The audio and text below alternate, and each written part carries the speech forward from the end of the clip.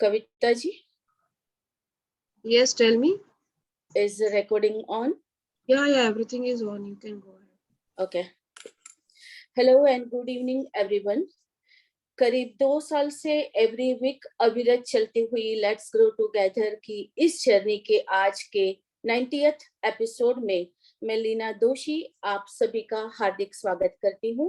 आप सभी को मेरा नमन और जय जिनेंद्र। हमारा सौभाग्य है कि हमारे बीच पद्मश्री आचार्य चंदना श्री जी उपस्थित हैं।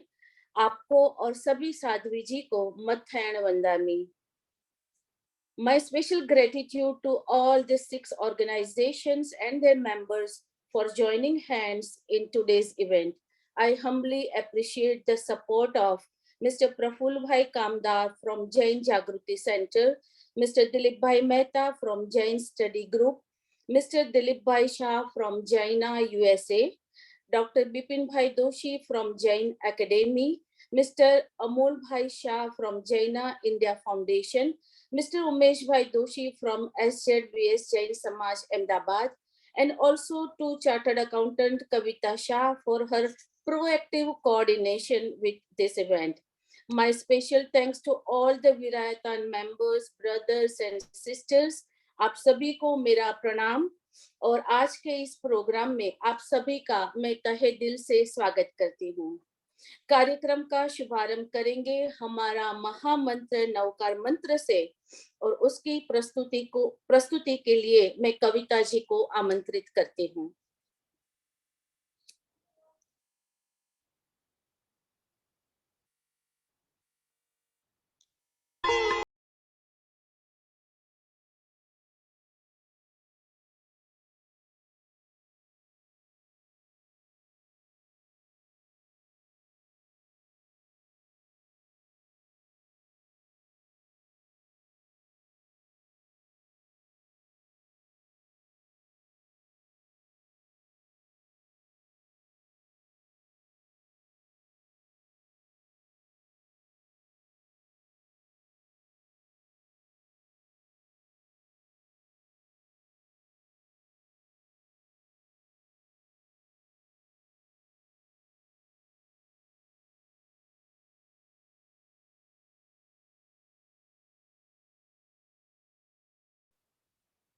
धन्यवाद Kavita ji.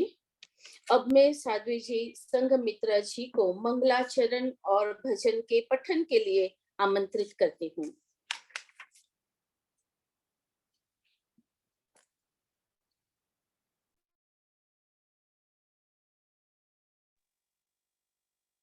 Jai Jinendra to all of you. Thank you for the opportunity. Mangalacharan. Namo Arahantanam. Namo Sethanam. Namo Ayariyanam. Namo Vachayanam. Namo Loe Savasahunam. एसो पंचणमोकारो सर्वपावपणासनो मंगलाणं च सवेसिं पढमं हवै मंगलम् पढमं हवै मंगलम्। एक भजन जो न भाव से कभी पूरा ना होगा और शब्द तो हमेशा ताजे खिले हुए फूलों की तरह रहेंगे, क्योंकि इनके पीछे जो भाव है वो सनातन भाव है, वो शांति का, प्रेम का, प्रसाद का, प्रसन्नता का भाव है। और हमारे सामने अगर प्रभु महावीर होते तो वो भी हमें यही कहते सुनाई देते, और अगर हमारे सामने पद्मश्री पूज्य ताई माँ है तो वो भी हमें यही कहेंगी। और हर संत हृदय हमें यही उपदेश देगा। मेरी आवाज ठीक से आ रही है ना सबको? हाँ जी। हाँ जी, बराबर आ रही है। Thank you. हम यही कामना करते हैं, कामना करते हैं, ऐसा आने वाला कल हो, ऐसा आने वाला कल हो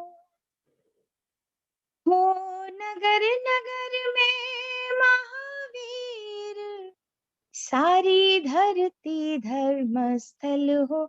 हम यही कामना करते हैं, कामना करते हैं, हम यही कामना करते हैं। आराध्य वही हो जिन सब ने मानवता का संदेश दिया, तुम जियो सभी को जीने दो, सबके हित ये उपदेश दिया। उनके सिद्धांतों को माने, उनके सिद्धांतों को माने, और जीवन का पथ उज्जवल हो। हम यही कामना करते हैं, कामना करते हैं, हम यही कामना करते हैं। हम भेद मतों के समझे पर आपस में कोई मतभेद न हो, हम भेद मतों के समझे पर आपस में कहीं मतभेद न हो, ऐसे आचरण करे जिन पर कभी क्षोभ न हो, कभी खेद न हो, जो प्रेम प्रीति की शिक्षा दे, जो प्रेम प्रीति की शिक्षा दे, वही धर्म हमारा संबल हो। हम यही कामना करते हैं, कामना करते हैं, हम यही कामना करते हैं। हम नहीं दिगंबर श्वेतांबर, 13 पंथी स्थानक वासी, हम नहीं दिगंबर श्वेतांबर, 13 पंथी स्थानक वासी, सब एक धर्म के अनुयायी, सब एक देव के विश्वासी, सब एक धर्म के अनुयायी, सब एक देव के विश्वासी। हम जैनी अपना धर्म जैन, हम जैनी अपना धर्म जैन, बस इतना परिचय केवल हो।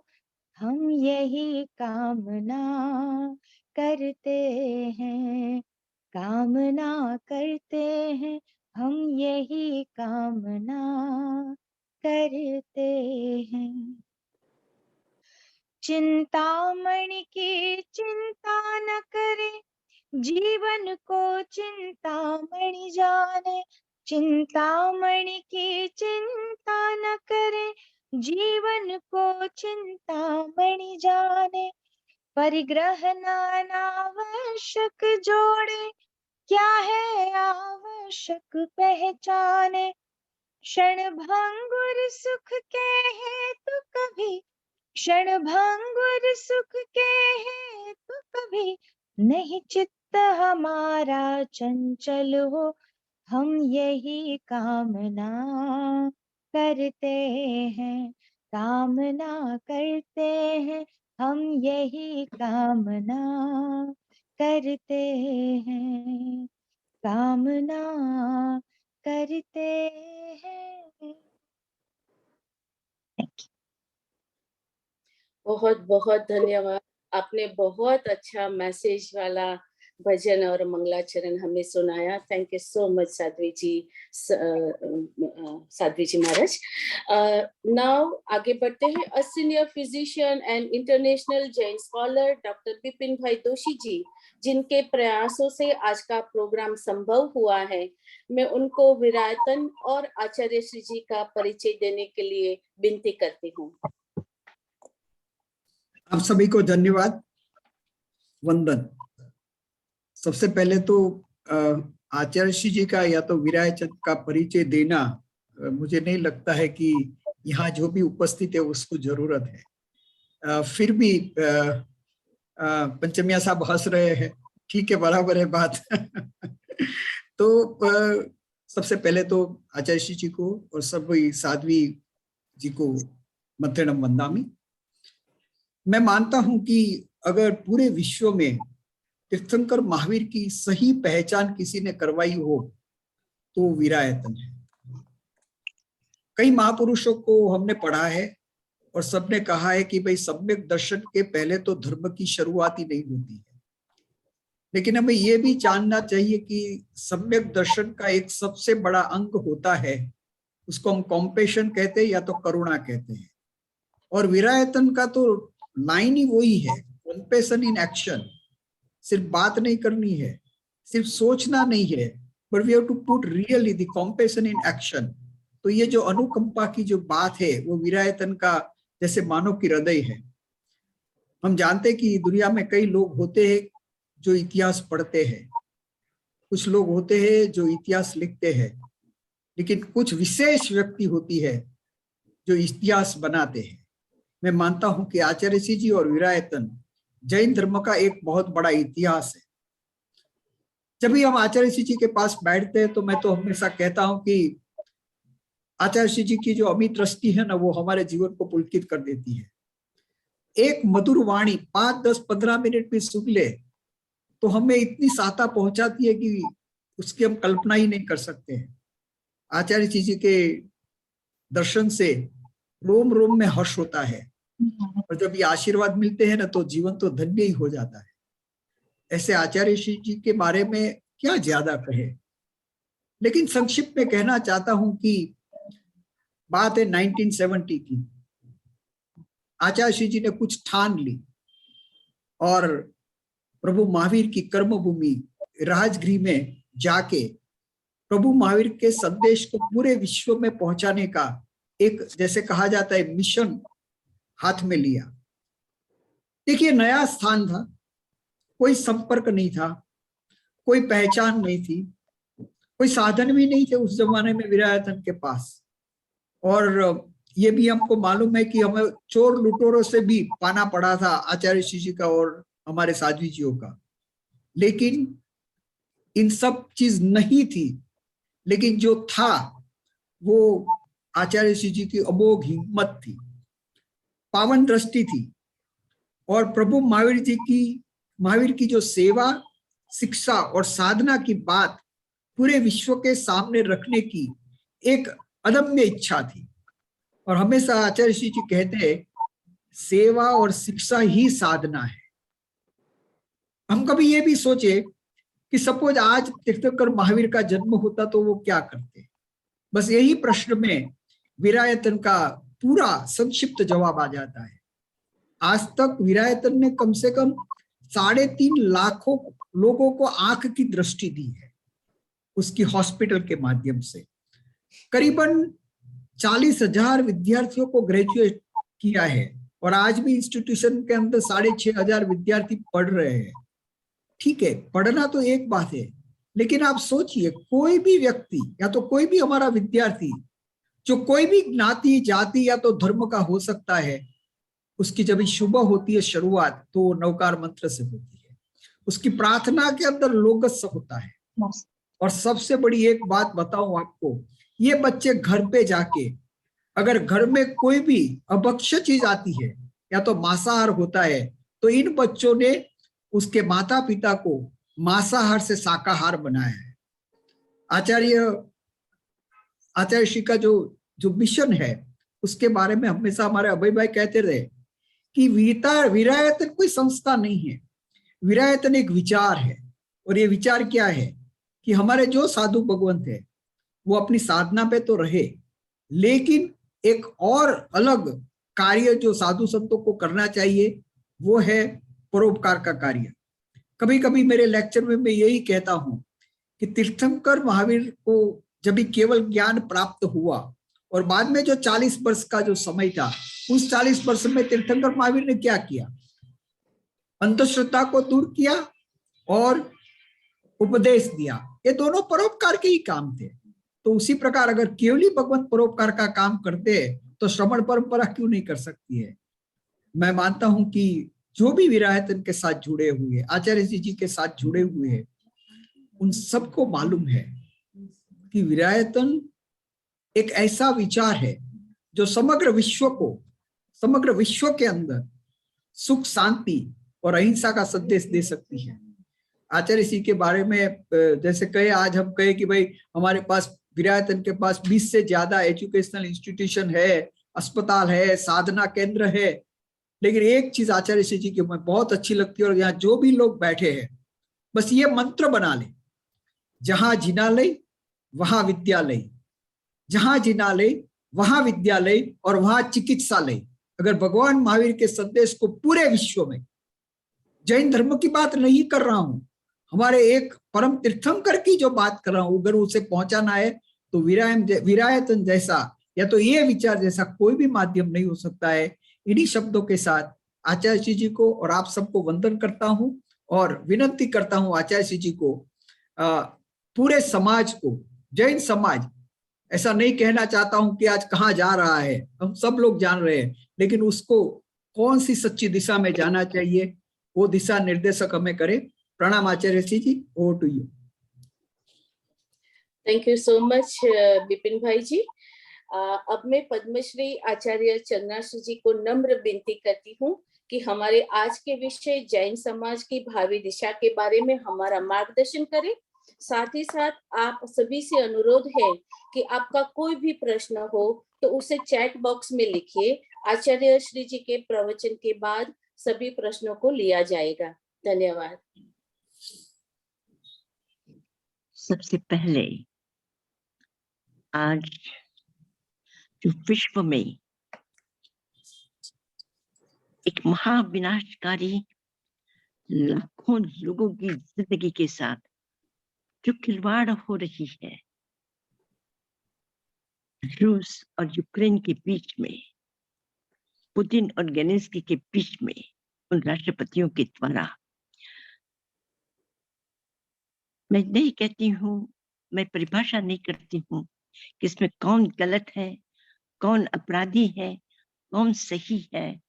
मैं इस विषय की चर्चा नहीं कर रही हूँ, लेकिन किसी की भी द्वारा ये हिंसा हो रही है और मानव जाति के साथ में ये जो भयंकर अनर्थ हो रहा है, मैं प्रभु से प्रार्थना करती हूँ और हम आज की सभा ये प्रार्थना करते हैं कि इस पृथ्वी पर जो महाविनाशकारी युद्ध हो रहा है वो जल्दी से जल्दी बंद हो और प्रभु सबको सद्बुद्धि दे।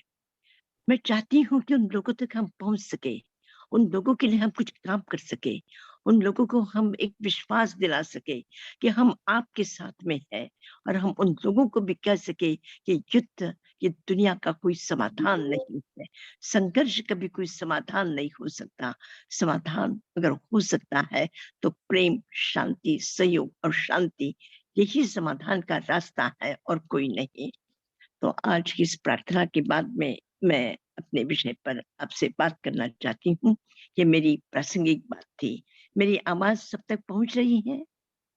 जी जी, ठीक हो।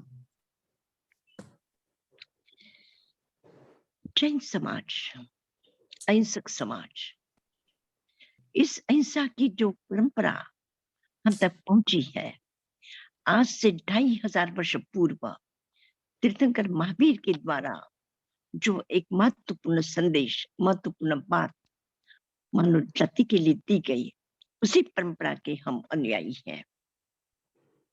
मैं सोचती हूँ कि महावीर के युग में जिस अहिंसा की बात जितनी आवश्यक थी, आज के युग में आज की परिस्थिति में और आज के समय में और आज के लोगों की इस दौड़ धूप में उस अहिंसा की उससे भी ज्यादा आवश्यकता है।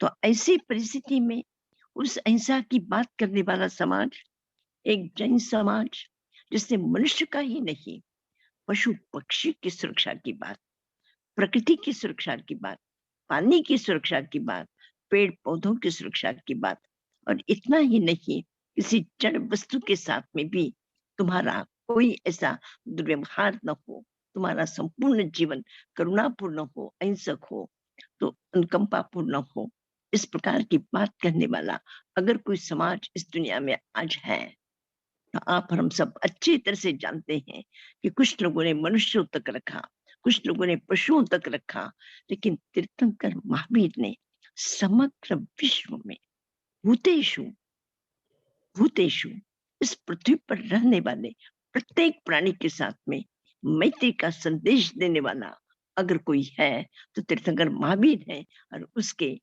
आप उत्तराधिकारी हैं, उसके आप वंशज है, उस परंपरा के आप एक तरह से निर्वाहक है, आगे ले चलने वाले देवदूत है।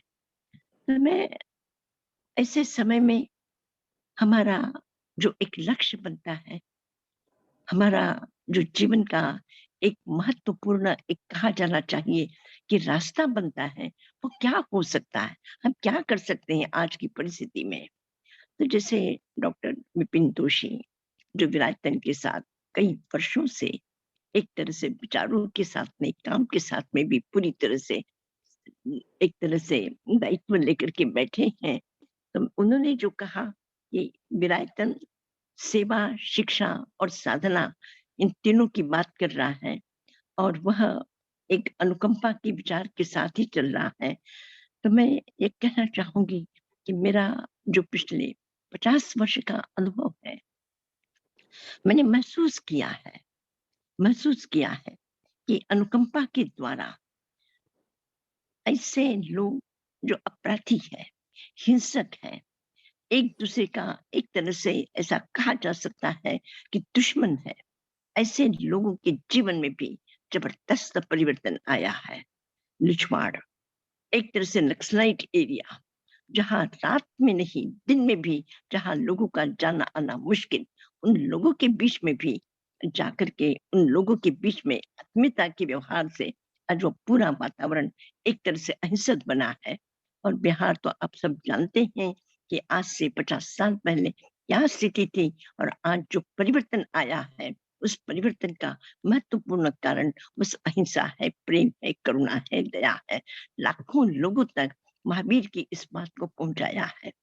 तो मैं सोचती हूँ कि आज के इस समय में उस अहिंसा की महत्वपूर्ण आवश्यकता है।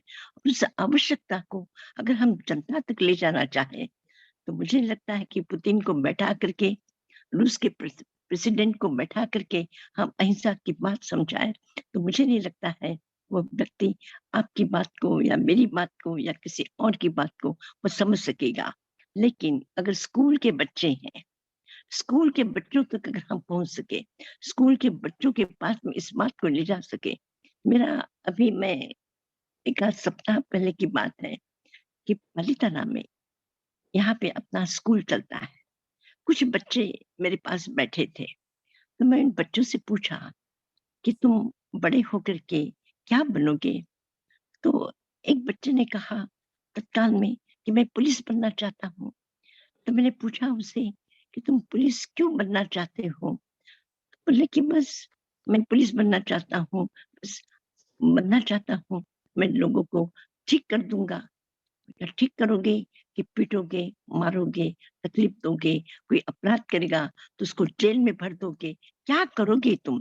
किस प्रकार से उन्हें दंडित करोगे, किस प्रकार से उनको परेशान करोगे? ये करना तुम्हें अच्छा लगेगा? या तुम्हारे साथ ऐसा कोई, तुमने कल्पना करो कि किसी की किताब उठा ली, तुमने किसी की पेंसिल उठा ली, या तुमने किसी को कहा कि तुम खाना लेकर के आए हो तो मुझे दे दो, और उसने तुमको नहीं दिया और तुम उसको पीटने बैठो और वह भी तुमको पीटे, तो इस प्रकार का व्यवहार तुम्हारे साथ कोई करे तो तुम्हें अच्छा लगेगा कि नहीं अच्छा लगेगा? मुझे बिल्कुल अच्छा नहीं लगेगा।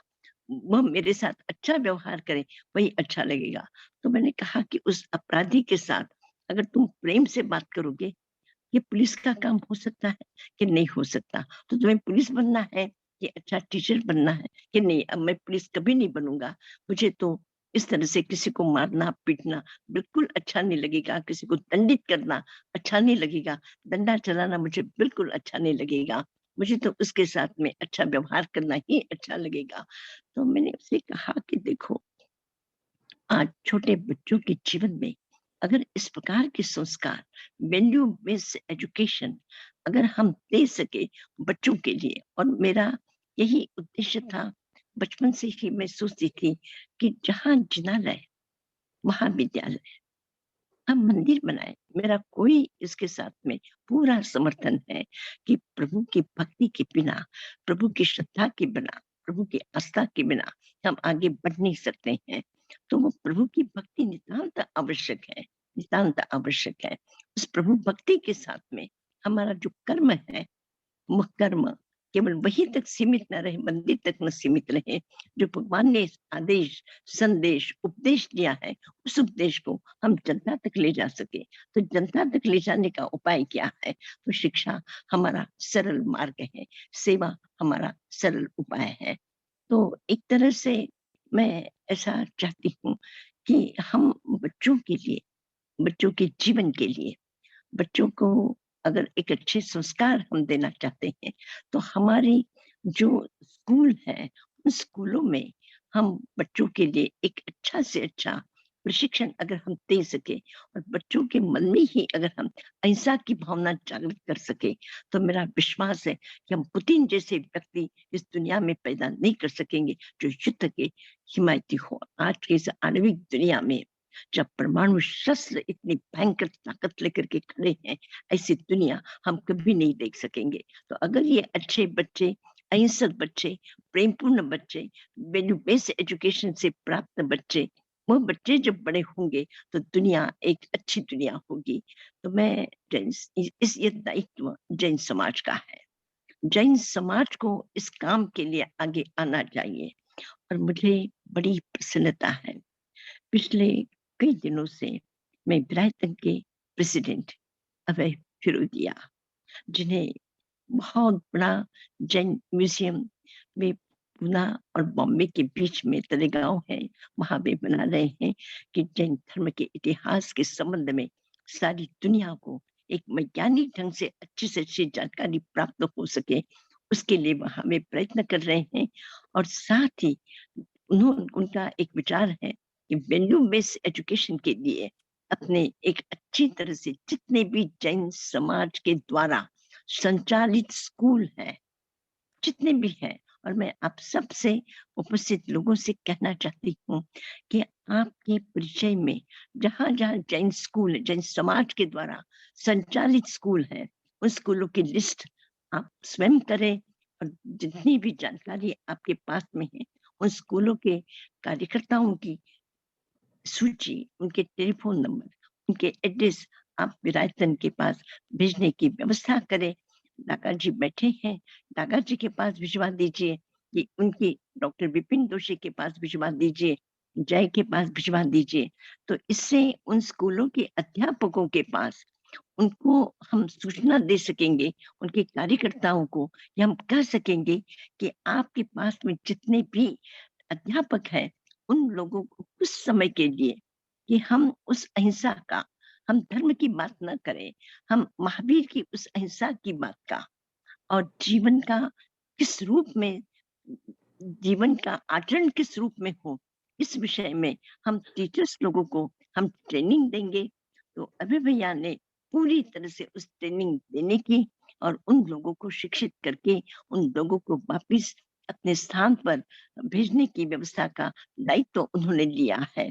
तो एक तरह से ये जैन समाज की इस दिशा को बदलने में एक महत्वपूर्ण काम हो सकता है। और यहाँ जितने भी उपस्थित लोग हैं, ये संकल्प करें कि हम कम से कम जैन समाज के 4-5 स्कूल की जो आपके पास में जानकारी हो, पंजाब में हो, चाहे राजस्थान में हो, चाहे वो गुजरात में हो, चाहे महाराष्ट्र में हो, हिंदुस्तान भर में बहुत सारे हजारों की संख्या में जैन स्कूल चलते हैं।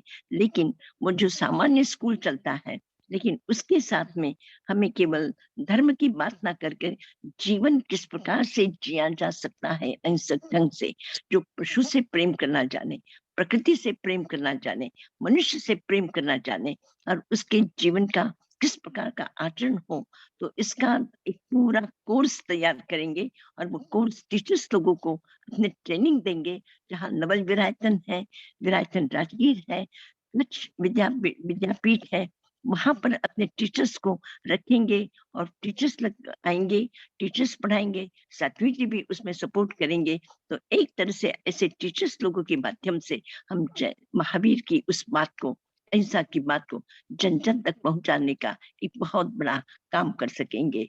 तो मैं ऐसा आप सभी लोगों से चाहती हूँ, आप सभी लोगों से चाहती हूँ, विशेष करके कि हम केवल यहीं तक सीमित न रह जाए कि हम मंदिर में गए, उपास्य में गए, साधु संतों का प्रवचन सुना, सामयिक प्रतिक्रमण कर लिया और आज इस अहिंसा की जहाँ बहुत ज्यादा आवश्यकता है, उस समय में एक सबसे बड़ा मेरा एक जो विचार बनता है एक सबसे बड़ी जो तकलीफ है कि हमें ऐसे लगता है कि एक आचरण, एक व्यवस्था, एक अनुशासन यही धर्म है। लेकिन जीवन किस प्रकार से जिया जाना चाहिए और जीवन में जो हमें प्राप्त है उसको किस प्रकार से उसको क्रियान्वयन उसमें होना चाहिए, इस विषय में हम बहुत ज्यादा गहराई से नहीं सोचते हैं। मैं सोचती हूँ कि इस विषय में हम सबको विचार करना चाहिए और हमारी भावी दिशा केवल इतना ही न हो कि हम कोई स्कूल बना दे या हॉस्पिटल बना दे या सेवा का काम कर ले। हमारे एक संपूर्ण व्यापक जैन समाज को साथ में लेकर के हम आगे किस प्रकार से बढ़ सकते हैं और आगे किस प्रकार से देश और दुनिया की इस हिंसा को, इस उपद्रव को, इस घृणा को, इस नफरत को, इस दुश्मनी को, इस विनाश को हम किस प्रकार से बचा सके, इतना बड़ा हमारा एक एम हो तो हम बड़े पैमाने पर काम कर सकते हैं। हमारा छोटा सा उद्देश्य होता है, हम वही के वही सिमट करके रह जाते हैं। हमारा उद्देश्य अगर व्यापक है, बहुत बड़ा उद्देश्य है, तो उस बड़े उद्देश्य के साथ में हम अगर काम करेंगे तो उसकी व्यापकता, उसका परिणाम और समाज उसको अच्छी तरह से समझ सकेगा, स्वीकार कर सकेगा, इसके लिए वो पूरा उपयोग हो सकता है। तो मेरी दृष्टि से भावी दिशा हमारी सेवा की हो कि आज आसपास में जो लोग हैं उन लोगों के साथ में हमारे व्यवहार की करुणा, हमारे जैसे मंदिर है पालीताना में हूँ मैं अभी, पालीताना में मैं देखती हूँ कि यहाँ पे और समाज के लोग और संस्थाएं सेवा का काम कर रही है, लड़कियों के लिए काम कर रही है, लड़कों के लिए काम कर रही है, महिलाओं के लिए काम कर रही है।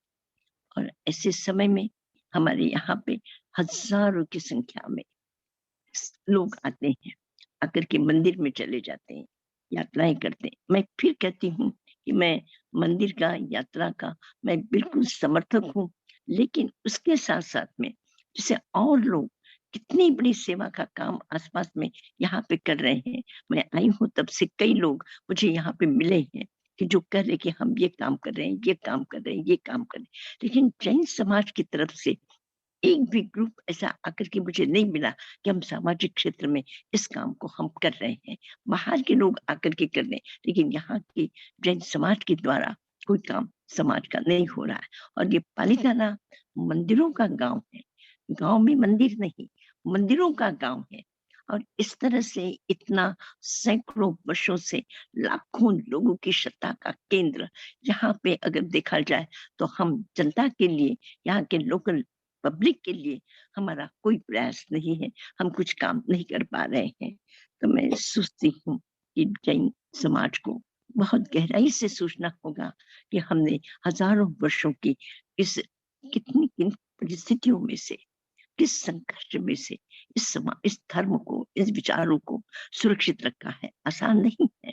एक पीढ़ी से दूसरी पीढ़ी, दूसरी पीढ़ी से तीसरी पीढ़ी, उसकी जो बात है उसकी जो व्यवसाय है, उसकी जो साधन है, वो हम संभाल नहीं पाते। तीसरी चौथी पीढ़ी तक जाकर के लड़खड़ाने लगते हैं लोग।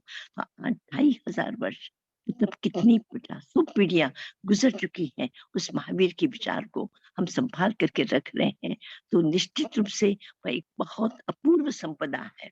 उस संपदा की सुरक्षा के लिए, उस संपदा को माने उसको विस्तार देने के लिए हम सबका दायित्व है कि हम एजुकेशन के क्षेत्र में काम करें, हम सेवा के क्षेत्र में काम करें। और मैं जैसे डॉक्टर बिपिन जोशी ने कहा कि सेवा यही क्या साधना नहीं है? शिक्षा क्या ये साधना नहीं है? ये भी एक साधना ही है। और इस साधना को हम इस रूप में ना देखें कि केवल माला लेकर के प्रभु का नाम लेना ही। मैं कहती हूँ, मैं पूछती हूँ, कल्पना करो कि तीर्थंकर महावीर सामने है और आप उनसे पूछे कि मैं आपकी भक्ति करूं या सामने जो बीमार व्यक्ति है उसकी मैं सेवा करूं, वो क्या जवाब देंगे? वो क्या कहेंगे कि मेरी भक्ति करो, नौकार मंत्र का जाप करो, तुम तप करो या उस व्यक्ति की सेवा करो।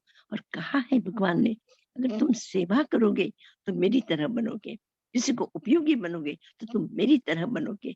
इतना जब उन्होंने कहा है तो उनके धर्म में जितना विचार है उससे भी ज्यादा तुम्हारा जो जीवन है, तुम्हारा जो कर्म है, वो अधिक महत्वपूर्ण है।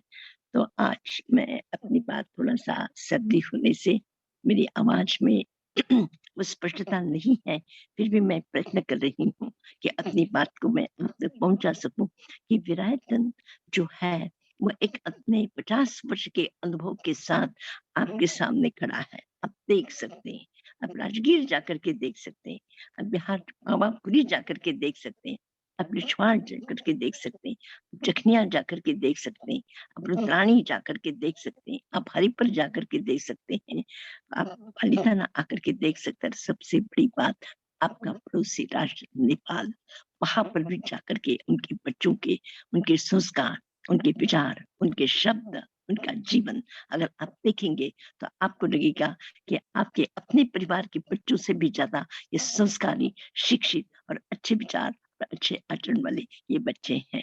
तो हमारी शिक्षा में बहुत बड़ा एक थोड़ा सा परिवर्तन और संशोधन ला करके अगर हम बच्चों तक पहुंच सके तो मैं सोचती हूँ कि हमारा भावी जो अतीत की उस संपदा को अगर हम संभाल करके रखना चाहते हैं तो बच्चों के माध्यम से बहुत बड़ा व्यापक रूप हम दुनिया तक पहुंचा सकते हैं। 7,500 बच्चे, 7,500 बच्चे विरायतन के तत्वावधान में पढ़ रहे हैं और उनके जीवन को भी यहाँ पे एक एक मजदूर की बेटी, साधारण बेटी, वो अपने स्कूल में पढ़ती है, यहाँ पे तीर्थंकर महावीर विद्या मंदिर में पढ़ती है। और चूंकि क्लास की लिमिटेशन से 50 बच्चे ही अपने एक क्लास में ले सकते हैं। बच्चों की जब एडमिशन होता है तो 200 300 बच्चे लाइन में लग जाते हैं, तो अपने को कम करना पड़ता है। तो वह लड़की, वह स्कूल में से जब वो घर जाती है तो अपनी स्लेट लेकर के वो जो लिखा हुआ है, वो जो स्कूल में लिखती है, वह उन आसपास के बच्चों को बुलाती है और उनको पढ़ाती है, उनसे बात करती है, उनको सिखाती है। तो कहती कि जो मैं सीख करके आई हूँ वो मैं अपने साथ में बता। और जो घर में जो कुछ शाकाहार के अतिरिक्त अलग भोजन बन जाता है तो वो कहते हैं हम तो न खाने देंगे ना आपको खाने देंगे, ना अपने परिवार को वो नहीं खाते हैं, पर पड़ोस के लोगों को भी जाकर के कहते हैं ये भोजन, ऐसा भोजन सही नहीं है, ये भोजन मत करो। छोटे छोटे बच्चे अगर हमारे कितने बड़े सैकड़ों की संख्या में दूध बन सकते, जो हम नहीं कर सकते, ये स्कूल के माध्यम से इन बच्चों के द्वारा हम अहिंसा की बात बहुत दूर तक दुनिया तक पहुंचा सकते हैं। तो मुझे ऐसे लगता है कि ये इस प्रेरणा के साथ में कि जहाँ जिनालय, जहाँ उपाश्रय, जहाँ साधना का मंदिर, वहाँ स्कूल बनना चाहिए। और स्कूल ना भी बने तो जैसे अभी फिरोदिया ने जो एक नया प्रोजेक्ट दिया है कि विरायतन के प्रेसिडेंट ने जो एक नया प्रोजेक्ट दिया है कि हम स्कूल के टीचर्स को भी, जो जैन समाज के द्वारा संचालित स्कूल हैं, उन स्कूल के टीचर्स के माध्यम से उन बच्चों तक अगर हम पहुंच सके तो बड़ी बात होगी।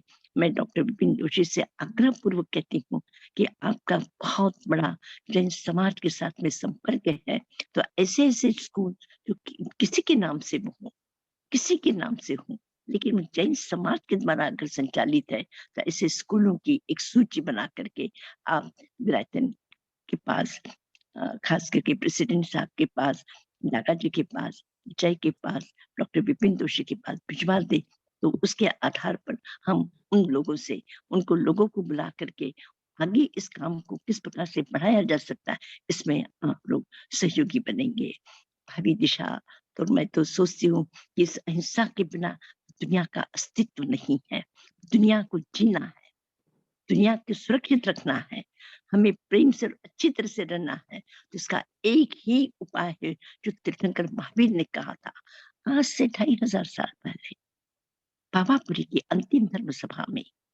पावापुरी की अंतिम धर्म सभा में एक प्रश्न पूछा, यह हमारे जीवन में हम क्रोध भी पैदा होता है, द्वेष भी पैदा होता है, हिंसा भी होती है, तो उन्होंने कहा नहीं, दो चीजें हैं, अगर तुम समाहि उपायगा, तुम समाधि के उत्पादक हो, तुम शांति के स्रोत हो, तुम शांति को पैदा करने वाली मशीन हो, तुम एक जैसे मशीन में एक साधारण चीजें लेकर के वो एक अच्छी चीजें बना करके दुनिया को देते हैं, इसी प्रकार से तुम भी दुनिया की अच्छी चीजें ना भी ले सको, जो भी तुम्हें मिलता है उसमें से पर तुम अच्छी चीजें दे सकते हो। तुम्हारी जो मशीन है समाधि उपाएगा, तो समाधि के उत्पादक हो, और इस तरह से इस अच्छी बात को अगर तुम अपने साथ में रखोगे तो तुम दुनिया के लिए आशीर्वाद स्वरूप बनोगे। तो हमारी भावी दिशा बस इस पृथ्वी पर सुख, शांति और शुद्ध बिना का विश्व बने, बस यही है, यही हमारी प्रार्थना है, यही हमारी इच्छा है। मैं आप सबसे निवेदन करती हूँ कि किसी का कोई भी प्रश्न हो तो जरूर जरूर प्रश्न पूछ लें, आप क्या कहना चाहते हैं।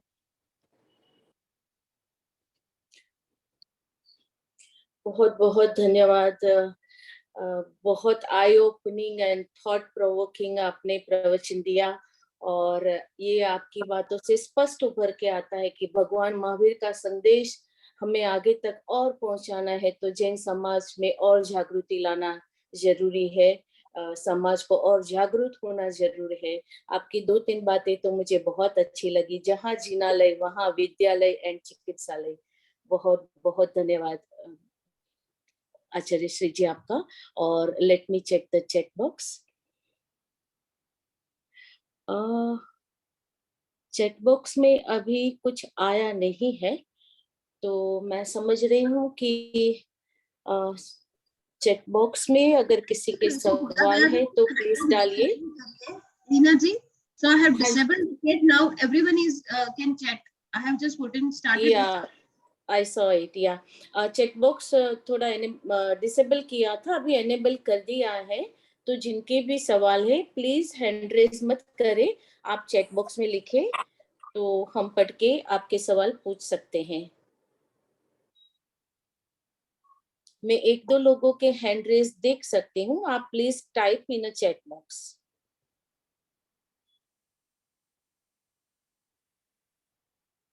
नहीं लिख सकते? अच्छा, अजीत जैन ने लिखा है, we can also take one step further, that is if we take Mumbai city, I believe in each area we shall few Jain teachers and professors. They can be our force who can educate the children in that area, street or building. Oh, okay, that was the suggestion, I guess. Shobha ji ने hand raise किया है, तो I request you to write down in a chat box. How to progress in the practice of mauna? मौन। आचार्य श्री जी आपके लिए सवाल है, how to progress in the practice of maun? मौन में कैसे आगे प्रोग्रेस कर सकते हैं? हाँ,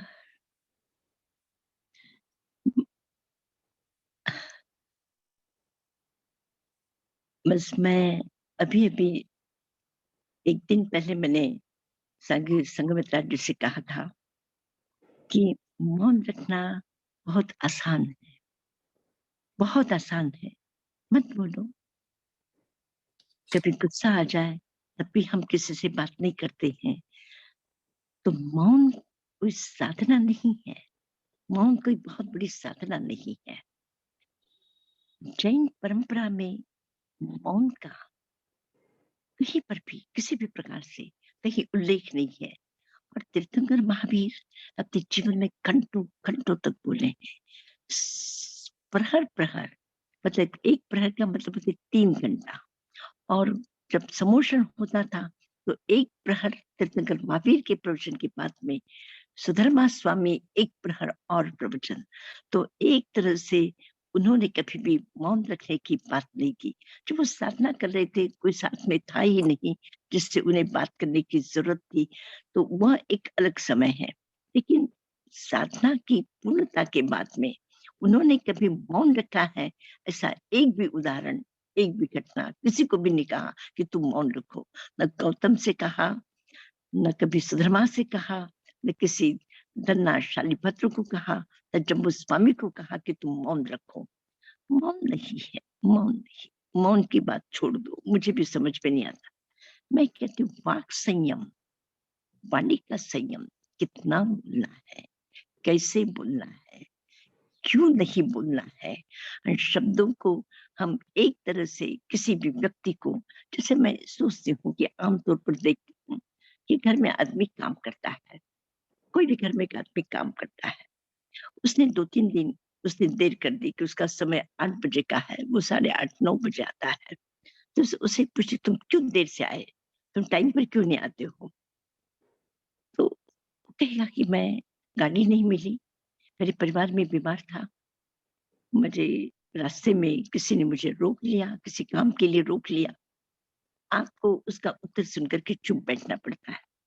इसकी अपेक्षा से अगर ये क्या पूछा जा सकता है, भैया तुम्हारे परिवार में सब ठीक है, कोई तकलीफ तो नहीं है, घर में देर से आए हो तो कोई परेशानी तो नहीं है।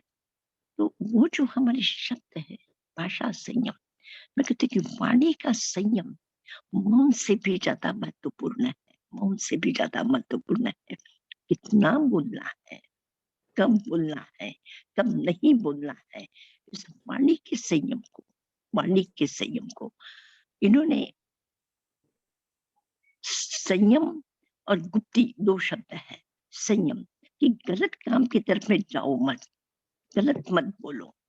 पर जब भी सही भी होगा तो उस पर भी कितना बोलना है और किस तरह से बोलना है, इस वाणी के संयम के लिए उन्होंने कहा। उन्होंने नहीं कहा कि कुछ भी झंझट हो तो तुम 4 घंटा बोलो मत कि 10 घंटा बोलो मत।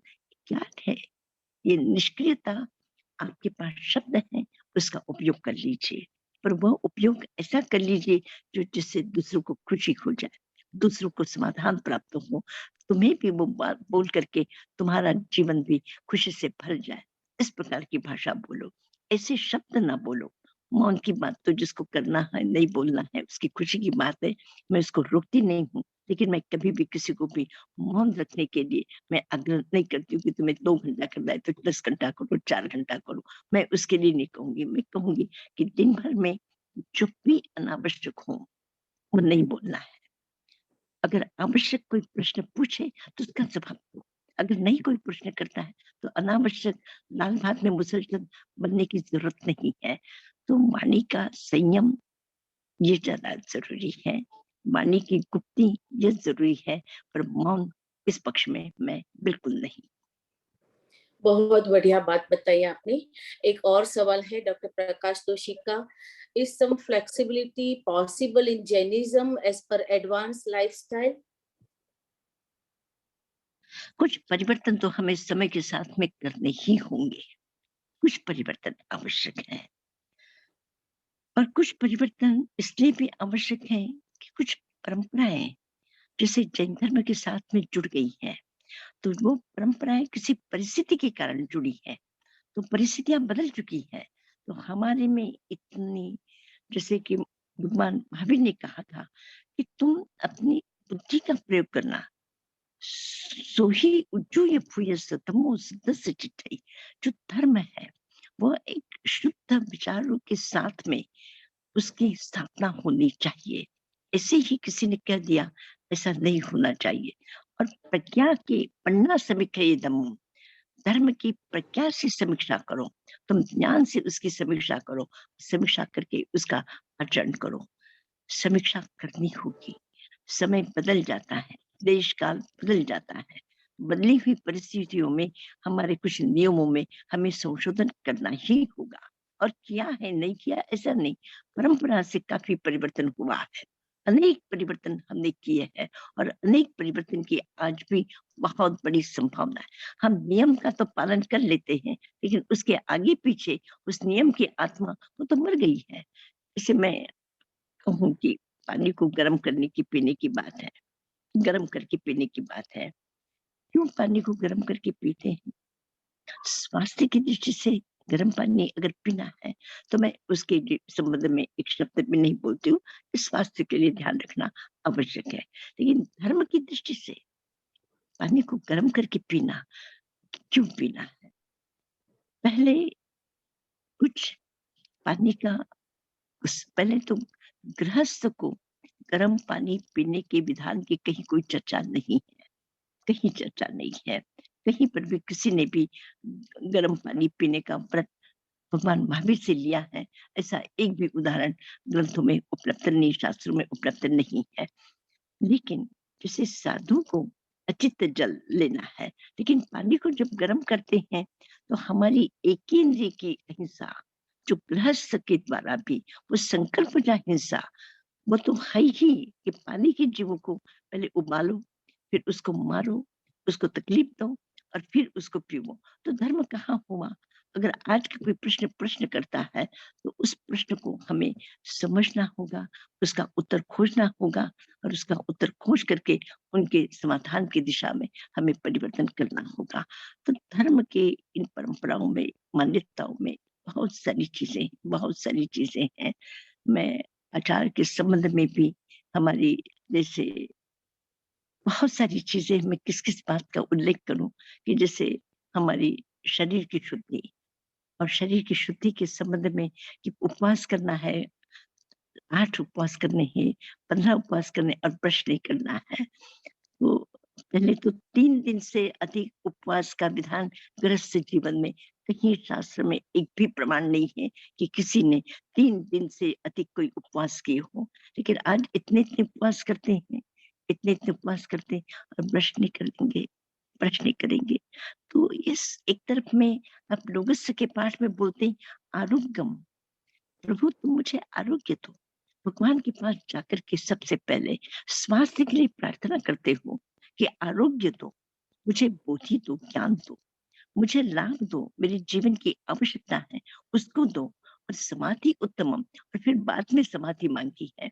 तो आज स्वास्थ्य का हमें पता नहीं, स्वास्थ्य के नियमों का हमें ध्यान नहीं है और हम किसको शरीर को कष्ट दे करके देह दंड, ये शरीर को किसी को एक छोटी सी चींटी को भी तकलीफ देना पाप है। तो अपने शरीर को कष्ट देना ये धर्म कहाँ से हुआ? तो ये बहुत सारी ऐसी चीजें हैं जिसमें बहुत ज्यादा चिंतन विचार करके हमको इसमें संशोधन और परिवर्तन करना नितांत आवश्यक है। और आज की पीढ़ी के जो प्रश्न हैं, उन प्रश्नों के होने के कारण उनके जो धीरे-धीरे हम देख रहे हैं कि नई पीढ़ी अपने से काफ़ी दूर होती जा रही है। उनको अगर हमें साथ में रखना है, तो इन प्रश्नों का एकदम वैज्ञानिक आंसर हमें खोजना ही होगा और हमें उन्हें समाधान देना ही होगा। और उनके सामने जीवन जीवनचर्या, जो कि तीर्थंकर महावीर ने अहिंसा की बात की, अनेकांत की बात की, अपरिग्रह की बात की, कहा कि संविभाग की बात की। तो एक तरह से त्याग, उससे भी महत्वपूर्ण संविभाग। तो इससे महत्वपूर्ण जो तत्व हैं, उन तत्वों की चर्चा अगर हम आम नए लोगों तक अगर हम ले जा सके और आम जनता तक भी ले जा सकेंगे, तो उन लोगों के लिए ये बातें बहुत महत्वपूर्ण, उपयोगी और जीवन दर्शन कराने वाली होगी। बहुत बहुत धन्यवाद। एक और प्रश्न है, हाउ अबाउट वी शेड्यूल सामूहिक साधना like meditation and help recognization of self? तो देखिए अब भोजन करें ना, तो जब भी भोजन करें तो जिसने भोजन बनाया उसकी गलतियां ना निकाले। अगर आपको साधना करनी है तो सबसे पहले वो सीखिए, वहां से शुरुआत करें।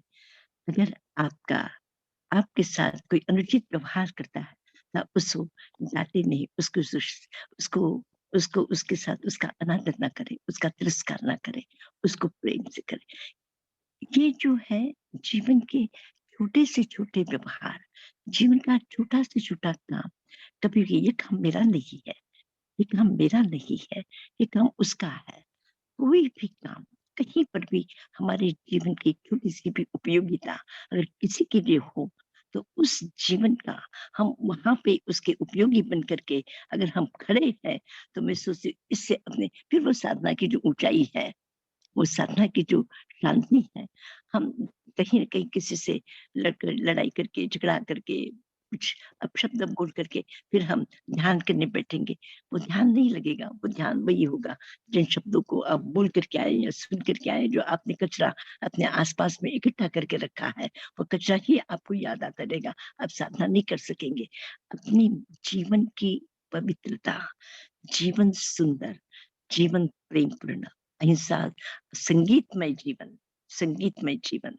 वो केवल गले से जो स्वर निकलता है वो सुंदर हो ये नहीं, पर जीवन का प्रत्येक व्यवहार संगीतमय हो तो साधना प्रत्येक जीवन का एक-एक क्षण जब आप सामायिक करेंगे, तब भी आप रसोई करेंगे, तब भी आप किसी से बात करेंगे, तब भी वो संयम, वो साधना, वो धर्म, वो ध्यान, वो भक्ति, वो पूजा, वो सब जीवन के कण-कण में ब्रह्म जाना चाहिए। आपका स्वास्थ्य जब आप डॉक्टर से लेते हैं, दवा लेते हैं, तो ये नहीं कि हॉस्पिटल में जब तक रहेंगे तब तक हम सुस्त रहेंगे।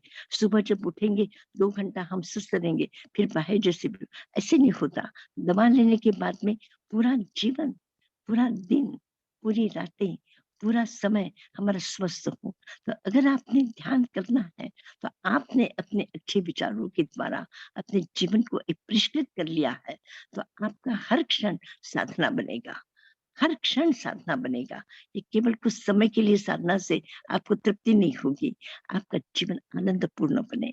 मैंने ये क्या किया, मुझे क्या मिला, मैंने इसके लिए किया, उतने उसके लिए उतना किया, लेकिन मेरे साथ में किसी का सद्व्यवहार नहीं है, मेरे साथ तो हमेशा दूसरा दुर्व्यवहार ही करता रहता है। ये शिकायतें और फिर अब ध्यान करने बैठो, कैसे होगा ध्यान? कैसे करोगे? कैसे छोड़ोगे? कैसे भूलोगे? ये ये अपने ऊपर में लगा हुआ कचरा तो साफ हो जाएगा, दिल के अंदर में उसकी जो सफाई है, वो आसान नहीं है, वो आसान नहीं। कपड़े की सफाई आसान है, शरीर पर लगी हुई गंदगी उसको साफ करना आसान है। पेट की सफाई करना आसान है, लेकिन दिल की सफाई का कहीं पर भी अभी तक कोई विज्ञान, कोई शास्त्र निकला नहीं है। वो केवल विज्ञान आपके अपने पास में है कि आप ही सोचे कि नहीं मुझे इस विकृति को अपने भीतर में जाने नहीं देना है। मुझे अपना दिल कांच की तरह निर्मल, स्वच्छ रखना है। तो आप जो भी करोगे, आप चलोगे वो ध्यान है। बात करोगे वो ध्यान है, बच्चों के साथ में बातें करोगे वो ध्यान है। हर कर्म आपका योग बनता है, हर कर्म आपका योग बनता है, वो साधना बनती है, वो विशिष्ट समय के लिए नहीं होता, वो हर समय के लिए होता है। एक गुलाब का फूल जब वो सुगंधित होता है तो ऐसा नहीं होता कि आज उसने सुगंध दे दी और कल उसने सोचा कि आज मैं अपनी सुगंध देना बंद कर दूंगा, ऐसा नहीं होता। जो दिया जल जाता है, वो कोई देखे उस प्रकाश को तब भी वो देता है और कोई ना देखे तब भी उसका प्रकाश देने का जो स्वभाव है वो कभी मिटता नहीं है। इसी तरह से जो धर्म है, अध्यात्म है, वो जो समझ है, अगर वो भीतर से अवतरित हुई है तो वो हर समय, हर क्षण और हर समय हमारा पूरा जीवन साधना बनना चाहिए। उस समय के साथ तो मैं नहीं सोचती हूँ कि उसका कोई ज्यादा महत्व है, उस ध्यान का या उस व्रत का या उस साधना का। मेरी दृष्टि से उसका कोई महत्व मुझे समझ में नहीं आता। बहुत बड़ी बात कह दी आपने। आचार्य श्री जी, एक और सवाल है कि व्हाट इज शुक्ल ध्यान, प्लीज एक्सप्लेन। ये शुक्ल ध्यान तो मुझे भी नहीं हुआ है, इसलिए मैं उसको एक्सप्लेन नहीं कर सकती हूँ कि शुक्ल ध्यान वो परिभाषा शब्द जो शुक्ल ध्यान शब्द को जानता है, वो जानता ही है कि जिसमें से सारे विकार समाप्त हो जाए, जिसमें से सारे कषाय समाप्त हो जाए, जिसकी एकाग्रता सहज हो जाए, जो प्रयत्न साध्य न हो, प्रयत्न साध्य न हो, वह स्वयं ही अपने भीतर से इतनी शुद्धि कि जैसे एक स्फटिक वो जैसे शुद्ध होता है, वो भीतर बाहर से शुद्ध होता है, वो किसी तरह से मलिन नहीं हो सकता। इसी प्रकार से जिसकी चेतना बाहर के विकार उसे प्रभावित नहीं करते, न भीतर से कोई विकार प्रभावित करते, ऐसा वो जो ध्यान होता है वो शुक्ल ध्यान है। लेकिन मेरी वो स्थिति अभी नहीं है कि मैं अनुभव से बात नहीं कर सकती हूँ, लेकिन इतना जरूर कहूंगी कि ये हो सकता है, ये हो सकता है, उस दिशा में जाया जा सकता है कि अगर हमारे जो विकार हैं, हमारी जो दुष्प्रवृत्तियां हैं, हमारे जो दुर्विचार हैं, उसको उसकी जो ताकत है, उसको हम सोच समझ करके उसकी शक्ति को क्षीण करते चले जाए, क्षीण करते चले जाए, तो वो दुख विषाद अंधेरी रातें धीरे धीरे कम होकर के एक प्रकाश किरणें अवतरित हो सकती है जीवन में। धन्यवाद जी। ये सवाल था कमलेश शाह जी का। अब सवाल है विमल कोठारी जी का। जय जिनेन्द्र एंड वंदन। आदिवासी area is being misdirected to any easy leading life like drinking, etc. Many NGOs are trying to serve them to improve their life and ultimately make them good human beings. How we can together our activities as Acharya Shri ji has done with.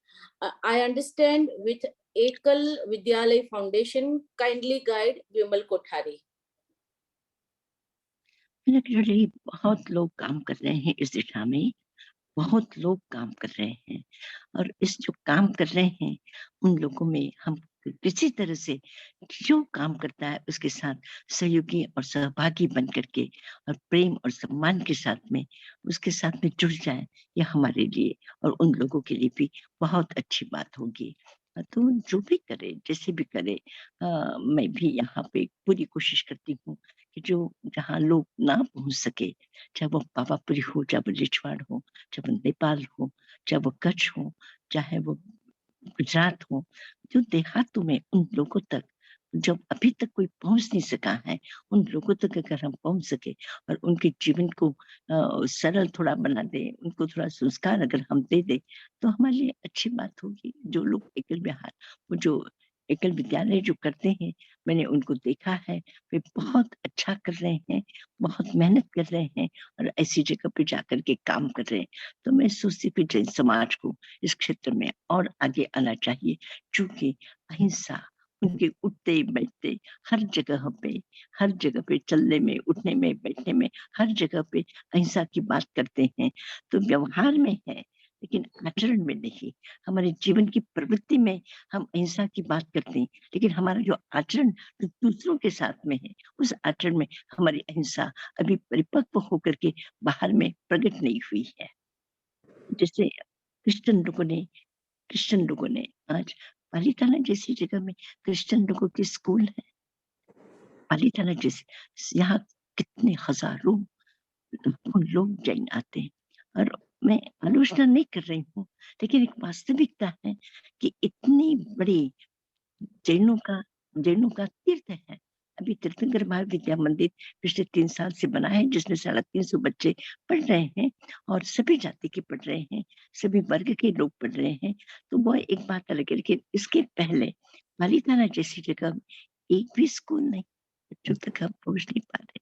हम कहाँ एकल विद्यालय की बात करें, कितना दूर तक जंगलों में जा करके वो लोग काम करते हैं। मेरे अर्थक्वेक के समय में भी उन लोगों को देहातों तक जाकर के काम करते हुए देखा है। विरायतन भी उसके साथ काम करता ही रहा है, लेकिन विरायतन की बहुत कम सीमाएं हैं, छोटी सीमाएं हैं, लेकिन विचार जरूर इन्होंने भी इस तरह से समाज को सामने रखा है कि ये हमारे धर्म का ही एक अंग है और इस दिशा में हमें सहयोगी और उपयोगी और काम कर सके तो कर्मयोगी बनना चाहिए। और यही मेरी दृष्टि से यही सच्चा धर्म है। बहुत बहुत धन्यवाद। अगला सवाल है जगत किनखावाला जी से, जो कि एनवायरनमेंट में बहुत अच्छा काम करे। उनका ये कहना है कि tree is relevant in Jainism and all religions, the number is going down all over the world, increasing problems all over, can be a major part of education. Right, बिल्कुल बिल्कुल, बहुत बड़ी जरूरत है। हम हमें अगर जीना है, हमें जीना है तो प्रकृति को बचाना होगा, पानी को बचाना होगा, पेड़ों को बचाना होगा, उनको जीवन दान देना होगा, उसकी सुरक्षा के लिए हमें प्रयत्न करना होगा अगर हमें जीना है।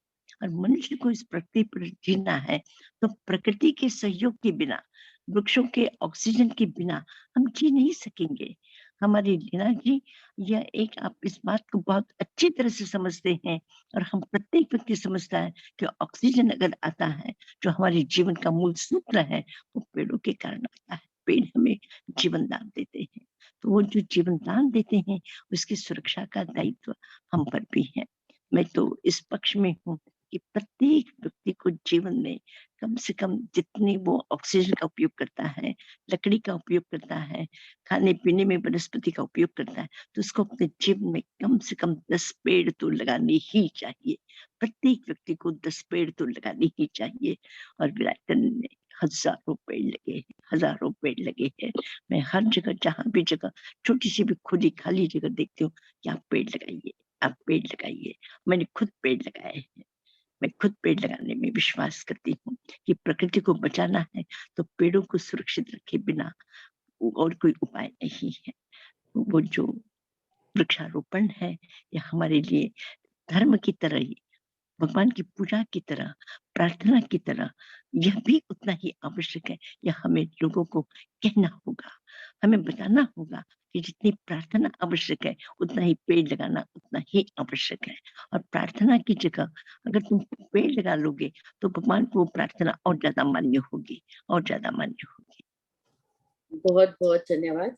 एक और सवाल है सुनील छेड़ा जी से, all different Jain sectors should unite as one community, please throw light on this। मैं कहती हूँ कि मैं थोड़ी सी ज्यादा स्पष्ट बोल जाती हूँ। मैं कहती हूँ कि 2 व्यक्ति हैं दुनिया में, 2 व्यक्ति, वह अगर सचमुच में मौन कर ले, बोलना बंद कर दे, तो दुनिया का बहुत बड़ा कल्याण हो सकता है। एक पॉलिटिशियन और एक धर्मगुरु।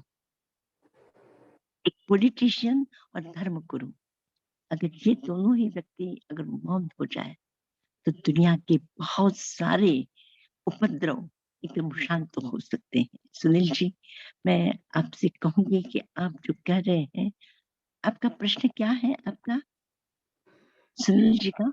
हाँ, उन्होंने यही बोला है कि डिफरेंट जो जैन अभी सेक्ट्स राइट, है, राइट, वो सब यूनाइट होके कम्युनिटी एक बना के काम करे।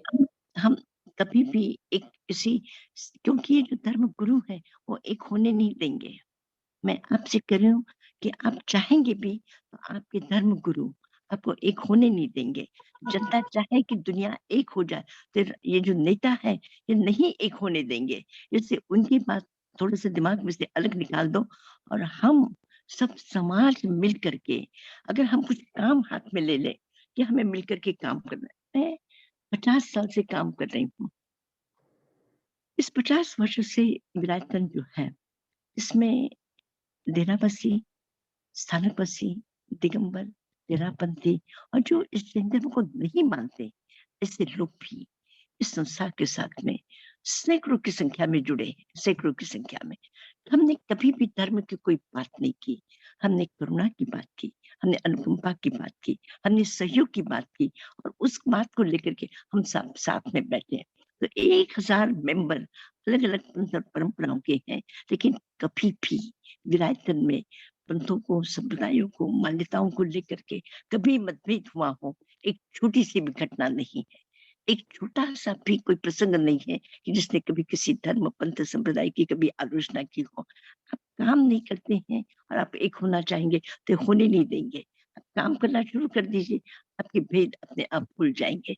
तो भेदों को भुलाने के लिए वेदों को भुलाने के लिए आप काम शुरू कर दीजिए कि हमें इस देश में सब लोगों को स्कूलों के माध्यम से उस अहिंसा की बात पहुंचानी है। सभी लोग तय कर ले कि स्कूलों के माध्यम से, एजुकेशन के माध्यम से हम सब बच्चों तक कहेंगे कि पेड़ों को लगाना जरूरी है। परस्पर में पड़ोसी कोई होगा उससे प्रेम करना जरूरी है। अपने साथी सहयोगियों के साथ उपद्रवी नहीं बनना है, उपयोगी बनना है। ये पाठ हम अगर पढ़ाना चालू कर दे तो डेफिनेटली ये हमारे ये भेद अपने आप खत्म होंगे। वेदों को कोई मिटा नहीं सकेगा। उस चक्कर में जाओगे तो उलझन इतनी बड़ी है, वो उलझन से ही सारी जिंदगी खत्म हो जाएगी। बहुत लोगों ने अपना समय बर्बाद किया है, जिंदगियां बर्बाद की है, एक होने के लिए प्रयत्न किया है, लेकिन वो कभी सफल नहीं हो सके। मैं सामने ही अपने गुरु उपाध्याय अमरमणि जी महाराज का भी मैं जीवन देखती हूँ। उन्होंने भी बहुत पंथ परंपराओं को जोड़ने की कोशिश की, लेकिन सारी जिंदगी भर उनको ही अलग कर दिया लोगों ने। उनको सबको एक करने की कोशिश की, जो एक करने वाले वो अलग अलग वो इकट्ठा रहे, पर इनको ही अलग कर दिया। तो ये रास्ता मैंने भी देख लिया था। मैंने तो इस चक्कर में पड़ी नहीं कि किसी को एक करने का, तुमको एक रहना हो, अनेक रहना हो, जैसे रहना, मुझे ये काम करना, आप मेरे साथ में जुड़ जाइए। तो इस कारण सभी लोग सभी लोग सभी लोग इवन साधु जुड़े हैं, साधु जुड़े हैं, आचार्य जुड़े हैं, मुनि जुड़े हैं, साध्वियां जुड़ी हैं। समाज के सभी धर्म पंथ परंपरा के लोगों ने मुझे प्रेम से सहयोग दिया है, और आज ये लाखों लोगों तक जो अपने पहुंच सके हैं, उसका एक ही कारण बना है कि मैंने इस काम की प्रधानता दे करके सभी लोगों को प्रेम से सम्मान से बुलाया और उनको साथ लेकर के मैं चली हूँ। इसी के कारण इतनी सुंदर यात्रा, 50 वर्ष की सुंदर यात्रा मैं तय कर सकी हूँ, और अभी भी इसी प्रकार से इसी दिशा में मैं प्रयत्नशील हूँ। बहुत सुंदर बात बताई आपने। महेश शाह जी हैं जो तारीफ करे वो, और Ila Gajjar, very excellent message for our gents all over the world. Harshlata ji का एक सवाल है जो कि बहुत अच्छा भी है। For the children who are studying in regular schools, especially from Jain families, it would be good if holiday training camps for at least 1-2 months can be organized, especially for 10 to 16 years of age kids, which is a very impressionable age. Can Virayatan help in this? बिल्कुल बिल्कुल, इस प्रकार से इस project में मुझे बहुत ज्यादा इंटरेस्ट है, और जो लोग भी विरायतन में इस प्रकार के प्रोग्राम करना चाहें, उन लोगों को मैं आग्रह पूर्वक कहती हूँ कि आप पालिताना संपर्क करिए, आप कच्छ में संपर्क करिए शिलापी जी के साथ, संप्रज्ञा जी के साथ में राजगीर में संपर्क करिए। सबके कॉन्टेक्ट नंबर आपको डॉक्टर विपिन जोशी के पास में मिल जाएंगे। आप उनसे कॉन्टेक्ट करके नंबर ले लीजिए, और जब भी चाहेंगे बच्चे तो उनके रहने की व्यवस्था, उनके सारी भोजन की व्यवस्था, सब व्यवस्था विरायतन के द्वारा होगी। और बच्चों को, वो जो 10 से 15 साल तक के बच्चे हैं, उनके लिए अपने 10 दिन का, 15 दिन का, 8 दिन का ऐसे अपने शिविर करते ही हैं। और इस प्रकार से शिविर करने में, और खास करके वेकेशन के दिनों में, मुझे बहुत ज्यादा इंटरेस्ट है। अपने प्रयत्न करते भी हैं, हुए भी हैं, और अगर जो करना चाहते हैं उन लोगों के लिए विराजमान पूरी सुविधा व्यवस्था देने के लिए आपके साथ है, आपके साथ खड़ा है। Thank you so much. एक छाया जी का सवाल है, what is better to quit dairy और कंदमूल? दोनों में से क्या छोड़ना अच्छा है? अरे बाप रे, मैं कहती हूँ अगर छोड़ सको तो मिर्च छोड़ दो बाबू, नमक छोड़ दो, अगर नमक कम कर दो, तली हुई चीजें कम कर दो, मैदा कम कर दो, खाने की 2 सब्जी से चल सकता है उतना ही काम चलाओ। 10 चीजें मत बनाओ। वो इतने बड़े बड़े जो थालियां और टेबल पर जो सस्ते हैं, इतने सारे बर्तन, उस बर्तन में से कम करो। क्या इस कंदमूल को लेकर के बैठे हैं? क्या कंदमूल को लेकर के बैठे हैं? मैं नहीं जानती हूँ कि इस कंदमूल को इस जैन समाज ने इतना क्यों आग्रह किया है। अगर आप प्राचीन आगमों को देखो तो उसमें स्पष्ट है एकेंद्रीय जीव की मर्यादा है, एकेंद्रीय जीव की मर्यादा है। अब अगर आप कंदमूल की बात करते हैं तो आप हल्दी खाते हैं, हल्दी खाते हैं, हल्दी क्या है? कंद नहीं है।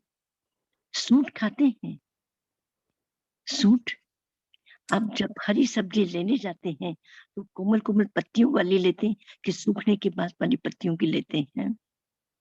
आप जो भी सब्जी खरीदते हैं वो कोमल ऐसी खरीदते हैं कि पकी हुई खरीदते हैं? क्या आपको पता है कि वो जो पत्तियां हैं उग गए, जो छोटी छोटी है, अभी पत्ता भाजी हो, पालक हो, वो भी, वो जो छोटी छोटी, और जो डंठल जिसको तोड़ने से एक आवाज आती कट, और उसकी रिंग बनती, वो भी अनंत काय है। जैसे कंदमूल अनंत काय है, ऐसे वो भी अनंत काय है। प्रज्ञापना सूत्र में आप ये सारे लिख एक तरह के हैं। बस भोजन में मर्यादा करिए, शांति से भोजन करिए। जिस व्यक्ति ने भोजन आपके लिए बनाया है उसको आप धन्यवाद दीजिए, उसको अपमानित तो मत करिए।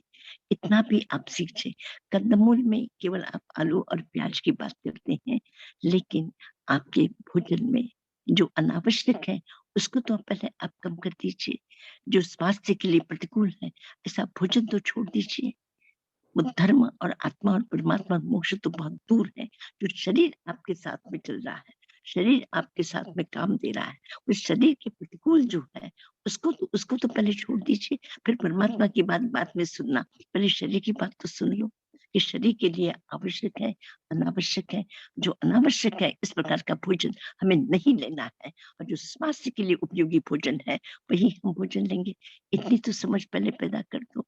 हाँ, कंदमूल की बात करने बैठो, जितना छोड़ सको मैं उसके लिए समर्थन में हूँ। जितना छोड़ सको कंद छोड़ो, मूल छोड़ो, फल छोड़ो, जो छोड़ना है जितना छोड़ो। जितना कम से कम जीवन चल सकता है उतने से चलाओ।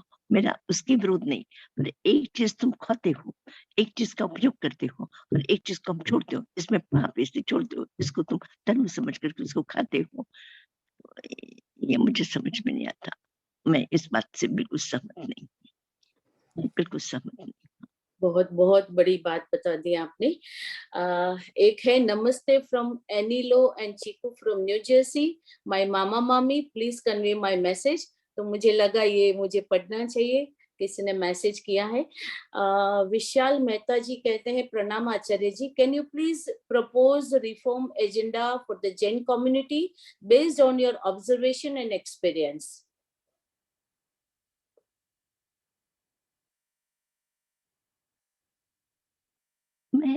मैं कुछ भी बोलती हूँ जो मैंने तीर्थंकर महावीर के शास्त्रों में से पढ़ा है, जो जाना है। तीर्थंकर महावीर के आगमों में से जो मैंने जाना है, मेरे अपना अनुभव का उसी के आसपास में छोटा सा कुछ सूत्र जो मैं आपसे कहना चाहूंगी, वह है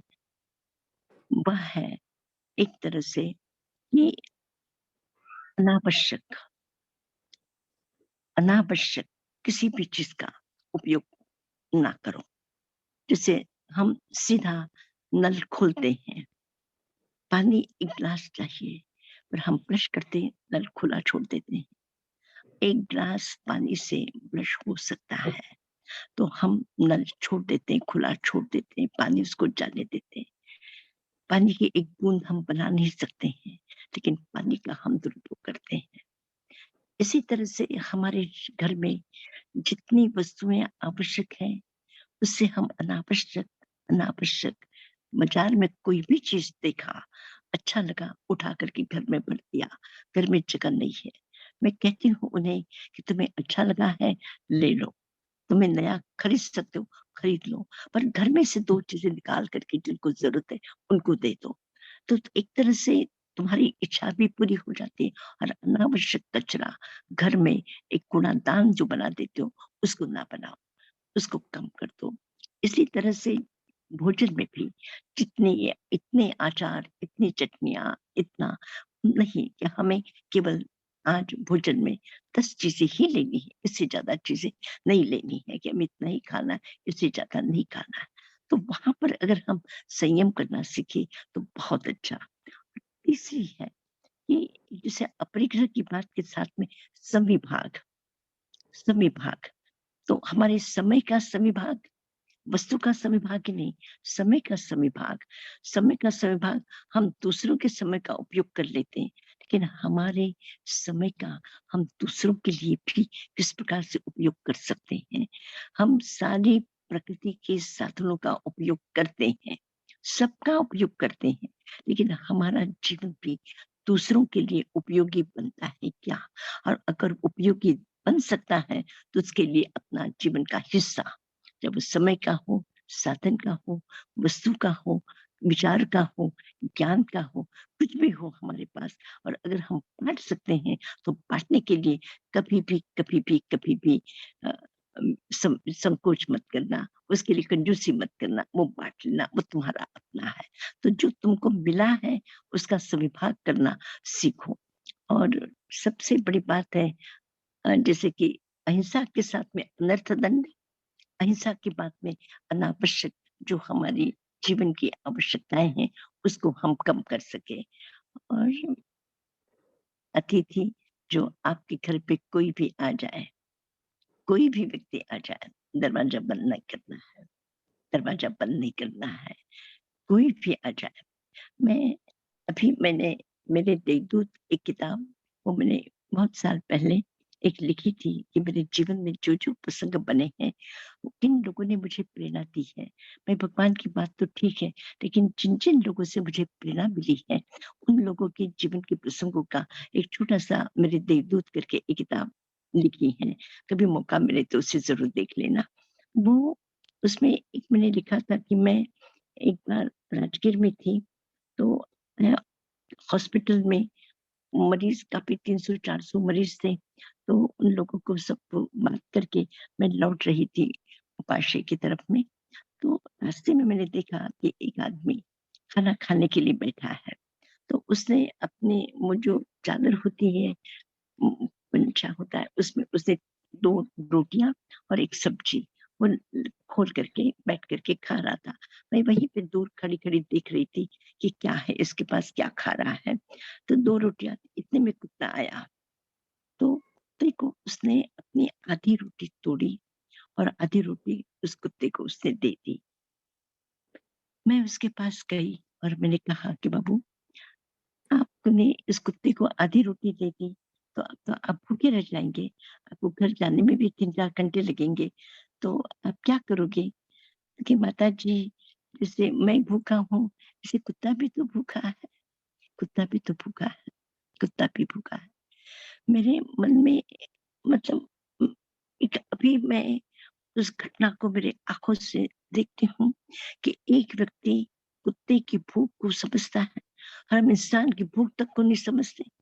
हम रास्ते से चलते हैं, मंदिरों के आसपास में कुछ बच्चे होते हैं, कुछ पैसे डाल देते हैं, कुछ चीजें डाल देते हैं, कुछ फेंक देते हैं, और एक तरह से ऐसे अपमानित होकर के, और हमारा दान जो हमें नहीं चाहिए वो हम फेंक देते हैं, वो निकाल देते हैं। इसे उस सत्कर्म के प्रति सम्मान अगर हम नहीं करेंगे तो सत्कर्म की हमें जो खुशी, जो प्रसन्नता, जो आनंद हमें प्राप्त होना चाहिए वह नहीं मिलेगा। उस सत्कर्म के प्रति भी अगर हमने किसी को दिया है तो देने के समय में उसके प्रति सम्मान का भाव हमारे जीवन में हो, तो हम बस अतिथि समय भाग, हमारे घर में कोई भी आ जाए तो उसको हम कभी भी खुला खाली जाने न दें, उसे सम्मान से।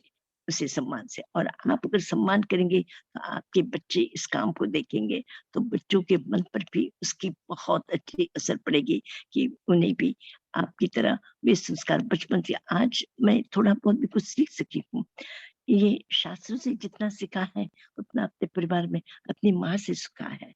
माँ को मैंने देखा है, माँ के व्यवहार को देखा है, और बहुत सारे यहाँ पे लोग बैठे, चंद्रबदन, संध्या वगैरह देखिए, उनको भी पता है कि उनके पास में कोई भी व्यक्ति गया है, कोई भी व्यक्ति गया है किसी भी तरह का, उन्होंने बिल्कुल अपने साथ में बैठा करके सम्मान से उसे खिलाया है।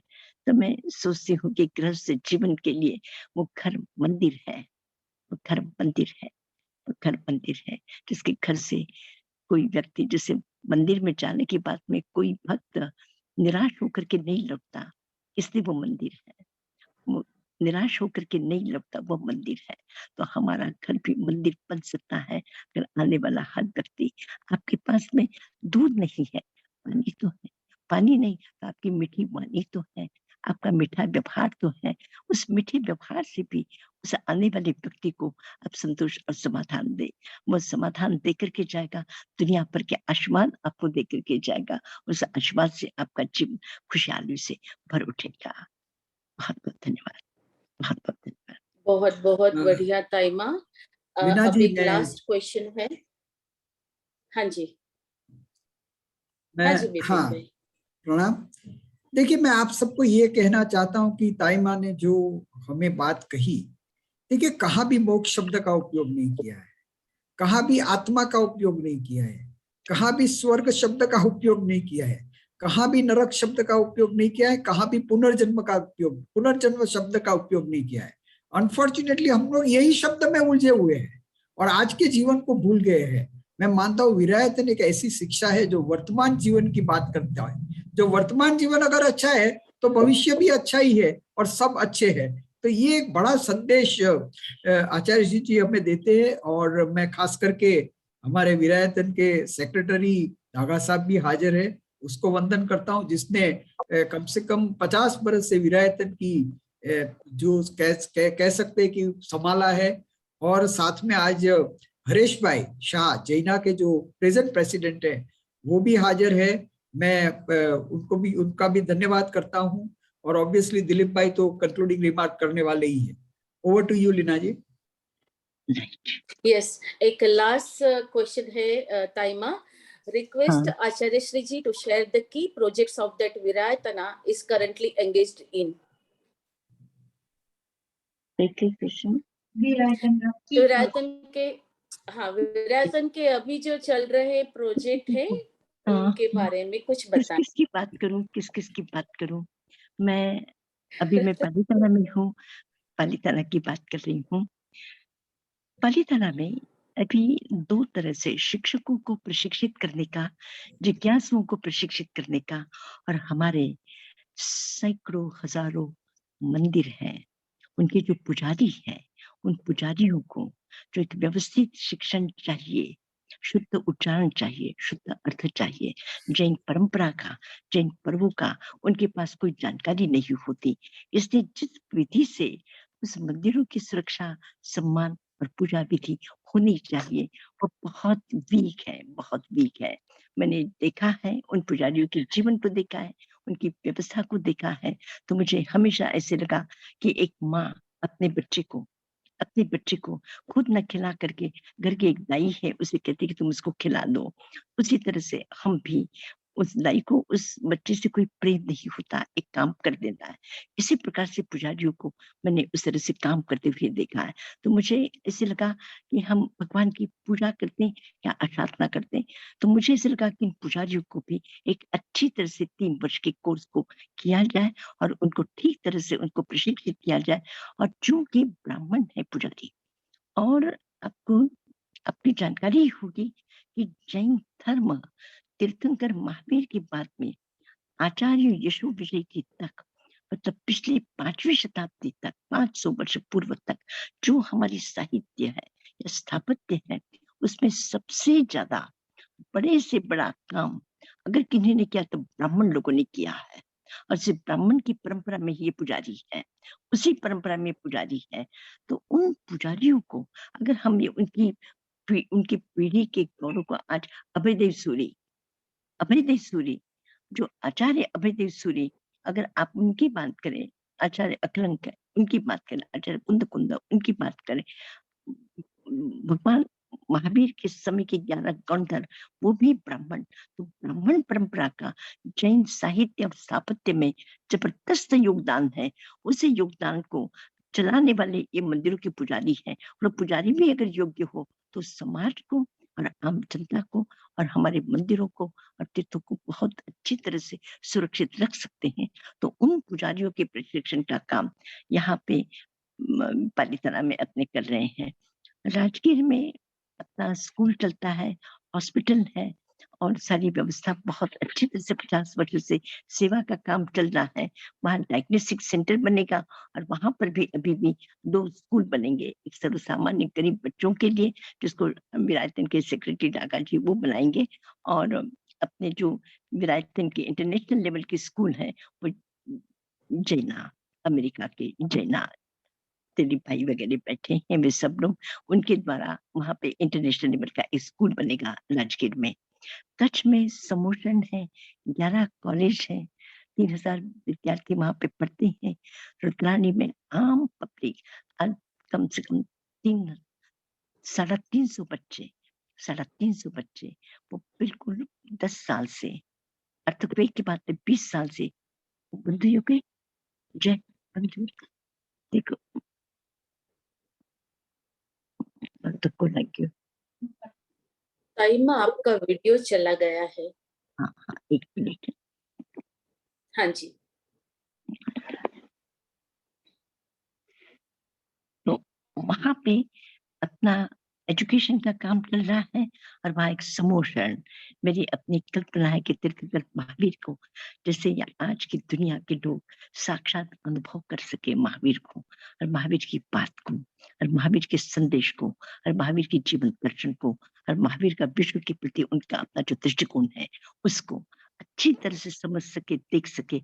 इसके लिए समोशन एक बड़ा प्रोजेक्ट कच्छ में और नेपाल में भी है, उसियाची में है, साचूर में है, कई जगह एजुकेशन का काम आगे बढ़ता जा रहा है। और मैं अभी आप सभी लोगों से निवेदन करती हूँ कि पंथ संप्रदाय व्यक्ति छोड़ करके केवल तीर्थंकर महावीर और अहिंसा सेवा हमारा मार्ग, बस इसी के आसपास में विरायतन काम कर रहा है। तो आपको आकर के इसके साथ जुड़ने में, काम करने में बहुत सुविधा होगी। इस 50 वर्ष में एक भी छोटी सी भी घटना ऐसी नहीं है कि जहां आपस में कभी भी किसी भी बात को लेकर के, चाहे इलेक्शन हो, चाहे गवर्नमेंट की तरफ से भी कभी भी कोई एक अंगुली या एक प्रश्न, एफसीआरए है, एटीसी के अंतर्गत है, 35 एसी में भी था, कभी भी एक छोटा सा भी प्रश्न गवर्नमेंट की तरफ से या किसी की तरफ से एकदम जिसको हम कहते हैं कि साफ सुथरा दिन भर में काम करना है और फिर बाद में अपने शांति के साथ में अपना समय बिताना है, ऐसा वातावरण विरायतन का है। तो मैं आप सब लोगों को निमंत्रण देती हूँ कि ये एक अच्छा फील्ड है, आपको बड़ी खुशी देगा। आप भी इसके साथ जो भी समय निकाल सके जुड़े, मुझे बहुत अच्छा होगा, लगेगा और आपको उससे भी ज्यादा खुशी होगी। बहुत बहुत धन्यवाद ताइमा। बस एक बार सिर्फ वो बुक का नाम बता दीजिए फिर से, और कहाँ से मिलेगा, वो थोड़ा जानना था। आपकी जो बुक आपने लिखी है ना वो। अच्छा, हाँ, मेरे देवदूत, वो विरायतन राजगीर से मिलेगी, बॉम्बे से मिलेगी, बॉम्बे से मिल जाएगी, बॉम्बे से मिल जाएंगी। हाँ, तो विपिन भाई का हाँ, कांटेक्ट कर लेंगे। हाँ, ताइमा आपकी सम्मति से मैं मेरा कांटेक्ट कर लीजिए। हाँ, जी बोलो जी दीना। थैंक यू सो मच, धन्यवाद। आपने बहुत बहुत बहुत ऊंची बातें समझाई है आज हमें। ताइमा आपकी अनुमति से मैं मेरा नेक्स्ट सेशन का फ्लायर रिलीज करना चाहूंगी। जरूर। नेक्स्ट में रहेगा वाटर, जैसे पानी की बातें की आप।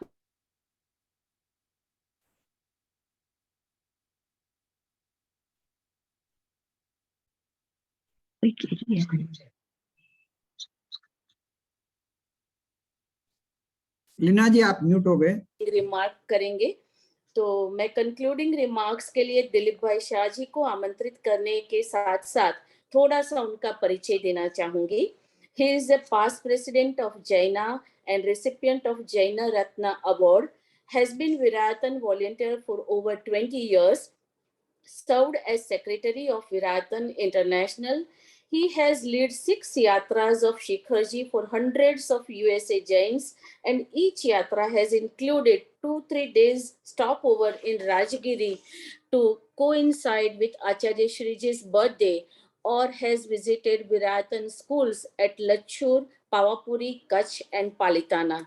इसी छोटे से इंट्रोडक्शन के साथ ही मैं दिलीप भाई शाह जी को निमंत्रित करती हूँ कंक्लूडिंग रिमार्क के लिए।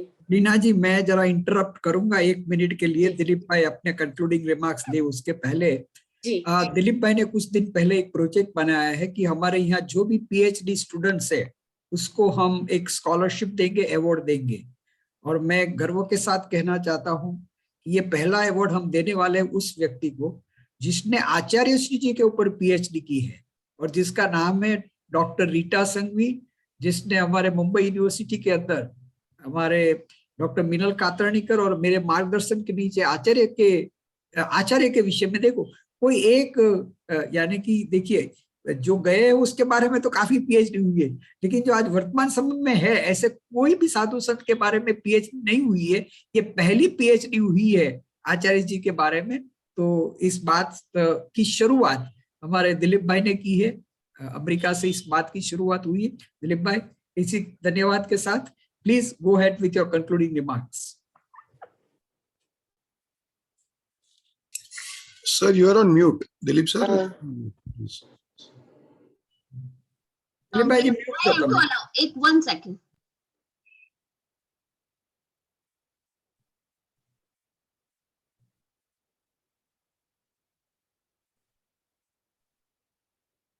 Yes, Dilip bhai, now you are. Okay. Namaste, Acharya Shri Ji. We heard today from Acharya Shri Ji subject of the future direction of Jain Dharma. She very, very succinctly told us that the future is with the children of schools where value-based education can be given so that the Jain values can be projected. Not necessary to project Jain Dharma or the Jain Kriyas, but the basics of Jain Dharma, values like ahimsa, is the ones, that is what will be important going forward, and have asked us all to participate in providing that direction to the schools, that we may have influence on the leaders who have any influence on any schools around us. This is an important direction she has given us, and I hope we will follow through on it. The precious heritage, our common treasure, Bhagwan Mahavir's message, is very precious, and it should be. It should always be kept as a central thought in all our actions. Whether we are just living a daily life, routine life, but the central message should never be forgotten, shouldn't be kept in reserve only during a few kriyas or anything, but in our daily life. This is what she emphasized today, and we are thankful. It was very, very enlightening. Pranam. Thank you so much, Dilip bhai. Thank you so much for your concluding remarks. And इसी के साथ ही हम यहाँ पे programme को नहीं, आचार्य जी एक minute, Reena जी आचार्य जी मंगल पाठ करेंगे। ओके, आचार्य जी मंगल पाठ। हाँ जी। नमो अरहंताणम, नमो सिद्धाणम, नमो आयर्याणम, नमो उमच्छायाणम, नमो लोभे सब्व सापूर्णम, एसो पंच नमोकारो सब्व पावपनासनो, मंगलानंच सप्पेसिम परमं हवै मंगलम, विश्वव्यापितमोहिनस्थितर्निर् बालोपिकल्पांकुरो दारिद्राणि गजावलिं हरिषिषु काष्ठानि वन्ति गणा पीयूषशलभोपिरोगनिवहं यत्वत्तथा ते विभो मूर्ति स्फूर्तिमति सति त्रिजगति कष्टानि हर्तुं क्षमा गिर्वाणत्रमधेनुकुम्भमलयस्तस्याङ्गणे रिङ्गिणो देवा दानव मानवा सविनयं तस्मै हितं ध्यायेन लक्ष्मीस्तस्य वशा वशैव गुणिनां ब्रह्मांड संस्थायिनी श्री चिंतामणि पार्श्वनाथ मनिषं संस्तोति योध्यायति चत्तारि मंगलम अनंता मंगलम सिद्धा मंगलम साहु मंगलम केवले पंडितोधमो मंगलम चत्तारि लुगुत्तमा अरहंता लुगुत्तमा सिद्धा लुगुत्तमा साहु लुगुत्तमा केवली पंडितोधमो लुगुत्तमो। सभी साथ में बोलेंगे। चत्तारि शरणं पवज्जामि अरहन्ते शरणं पवज्जामि सिद्धे शरणं पवज्जामि साहु शरणं पवज्जामि धम्मं शरणं पवज्जामि। अब्धिर्लब्धि कदम्ब कस्य तिलको निशेष सूर्यावले रापीडा प्रतिबोधने गुणवतां सुग्रेश्वरी वासनां दृष्टान्तो गुरुभक्ति साधिवंसां मौलिस्तपस्वी दुषां सर्वाश्चर्यमयी विमुष्टसमया श्री गौतम स्थानवरे श्री गौतम स्थानवरे श्री गौतम की कृपा से सर्व मंगल कल्याण शांति सौभाग्य समृद्धि से मंगल आशीर्वाद प्रभु का इस पुण्यतिथि भूमि का। ओम शांति शांति शांति। मेरी